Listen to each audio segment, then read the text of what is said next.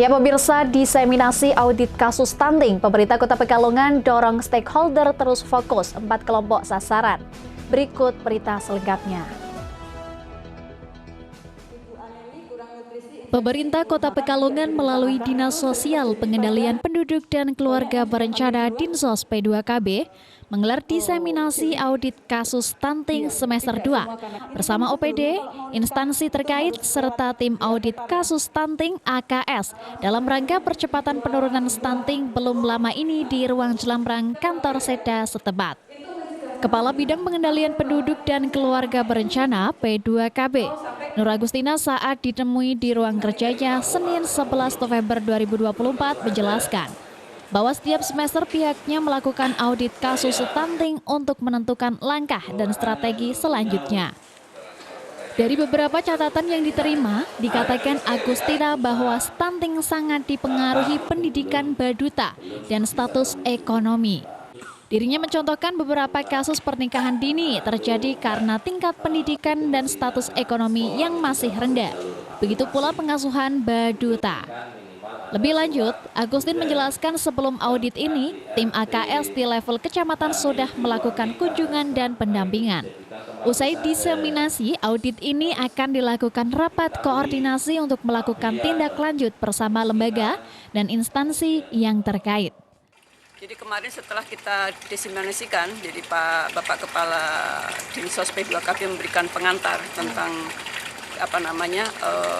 mengapa perlu dilakukan audit kasus stunting ya di setiap semesternya, itu supaya seluruh stakeholder itu ambil bagian.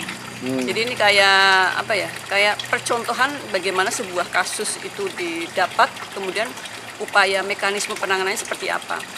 Ya, dari aspek-aspeknya itu dibahas semua ya. Jadi misalnya termasuk rumah layak huni, kemudian sanitasi, air bersih, kemudian dapat bantuan atau tidak, pengasuhannya gimana, macam-macam gitu. Jadi itu nanti semua ambil bagian. Kemudian Bapak Kepala Dinas Kesehatan, Pak Budi menyampaikan dari 8 itu. Ini kan merupakan perjalanan yang sudah dilakukan oleh tim AKS di level kecamatan ya. Jadi sebenarnya kita udah kunjungan, udah pendampingan macam-macam. Kemudian Dr. Diki dan Dr. Agung itu pakar yang kita ambil dari rumah sakit RSUD yang kebetulan memeriksa juga gitu. Jadi audit. Jadi sasaran ini kemudian diperiksa.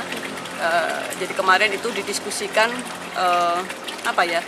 ya sharing tentang spesifik kasus yang ditangani itu. Kenapa dan sebagainya. Kemudian yang terakhir itu dari Dinsos juga saya nyampein tentang akses bantuan dan pengasuhan. Kemudian Pak Sekda menutup untuk melibatkan seluruh stakeholder termasuk CSR. Mungkin langkah awal yang akan dilakukan setelah ada hasil ini seperti apa? Ya langsung nanti mungkin minggu ini akan rapat koordinasi untuk tindak lanjut. Jadi setelah ada diseminasi langsung nanti dibagi ya untuk tindak lanjutnya seperti apa. Stakeholder, instansi, lembaga yang terlibat mana saja, kemudian langsung intervensi. Sebenarnya intervensinya sudah dilakukan sejak ini ya sebelum diseminasi. Diseminasi menunggu juga ada perkembangan supaya dokter ahli dan juga dari Dinsos ini memetakan. Jadi ada beberapa yang misalnya belum KB, yang pasca melahirkan langsung KB. Jadi begitu kunjungan langsung diintervensi gitu.